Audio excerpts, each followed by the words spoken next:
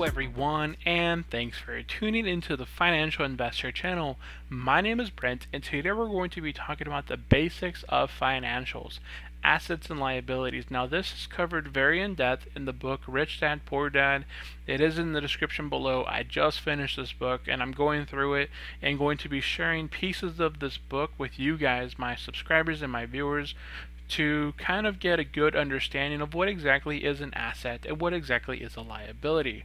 And if you are brand new to my channel, I do make stock market, financial investment, and all sorts of reviewing on different books. I picked up a bunch of books I'm going to be reading, and I'll be making a video on that if it's not already released. So in this, it's only 6 slides. We're going to be covering the understanding of the problem, where the poor and the middle class fail, the overall spectrum of a balance sheet, and cash flow of an asset, cash flow of a liability, and then some ending thoughts. So step 1, the beginning. You must know the difference between an asset and a liability. That is what we're going to be covering, and you need to buy assets. The poor and the middle class work for their money. The rich have their money work for them. Understand that a job is a short-term solution to a long-term problem. Financial security. A job should be a short-term solution, but it is a long-term problem. You go to your job for many years, just about, so here, fear drives you out the door every single week of every single month for the majority of our lives. Fear is there. It's the driving factor. Fear of not paying your bills, fear of being laid off or fired, fear of not having enough money for your family, yourself, and fear of starting over when you lose it all. So that's what keeps you going on your job to just kind of propel you forward. Where do the poor and the middle class fail? The older we become, the toys get more expensive.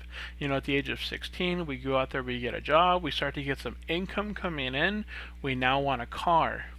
Hey, instead of buying that $2,000 car that we can afford, we want something more expensive.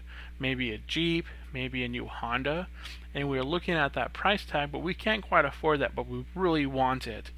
So we go out and just buy it what we can afford for the very first time, $1,000 or $2,000 car.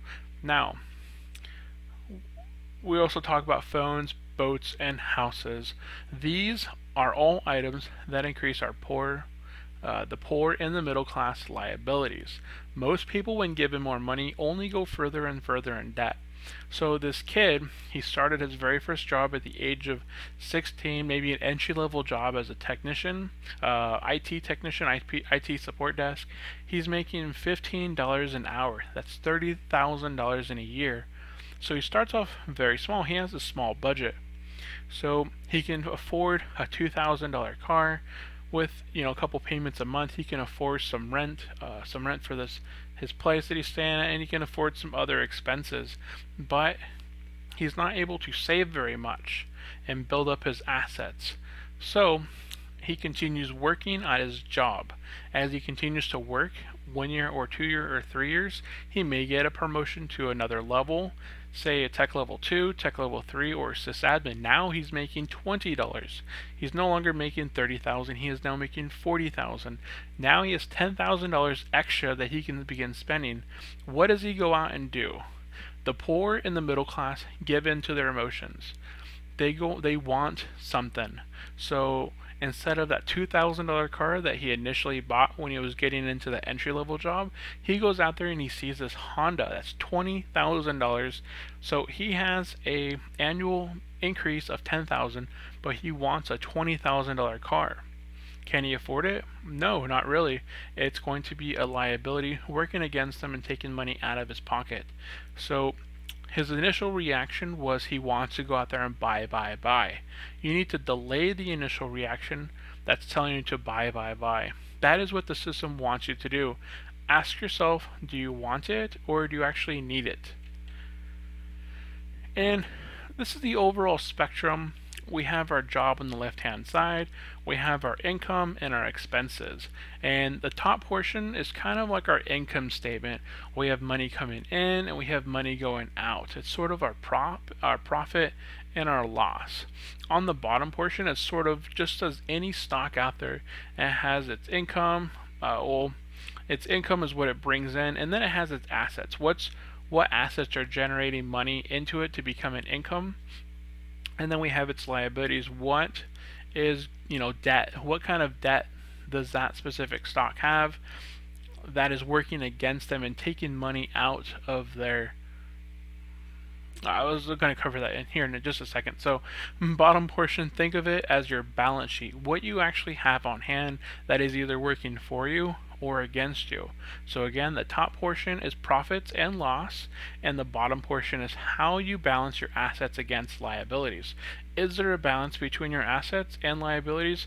Most people, there is not. There's just all that you have is liabilities for the poor and the middle class. There are no assets to help out with the liabilities. So cash flow of an asset. An asset is something that puts money in your pocket whether you are working or not. Now, me and my friend, my coworker, were talking about at work beehives. Would that be considered an asset or a liability? Where the initial year we were looking at this really in depth. You can pay $350 to have your own hive, and the initial year it would be sort of a liability because you did put money out and you used money to buy the specific thing. But now the first year you paid $350. The honey and the wax that it produces pays you back $300 to $350 within the first year. Now your second year, that's free money.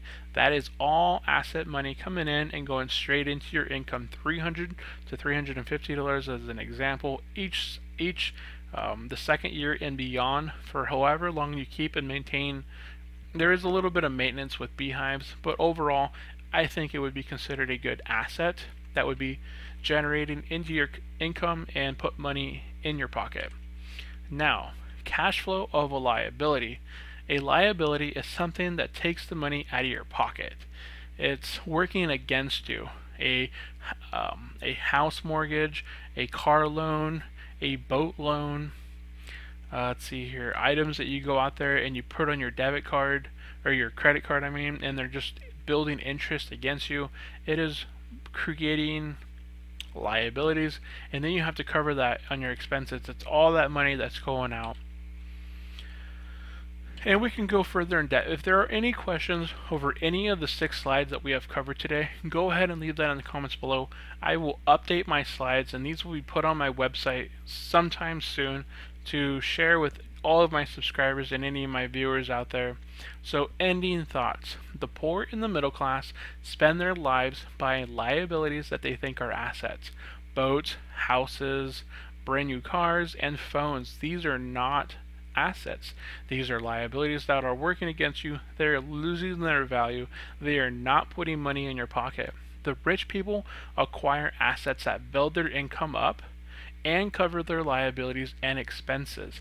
They are buying assets that are putting money into their pocket, that are covering their liabilities and their expenses. When you get to the point when your assets are completely covering your expenses, that is considered wealthy, because you can take a step back from your job and you can have $100,000. Say your cost of living was $20,000 a year. You have $500,000 invested in, just say anything in general, $500,000 invested in stock market with 4% return per year.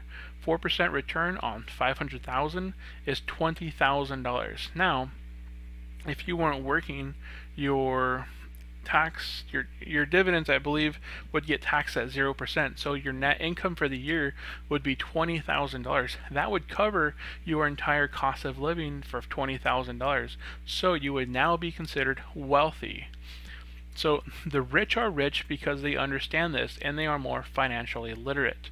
If you want to be rich and maintain your wealth, it is important to be financially literate. Once a person stops searching for information and self-knowledge ignorance begins to set in. You do not know everything out there that is um, that you need to know. Always go out there and learn more.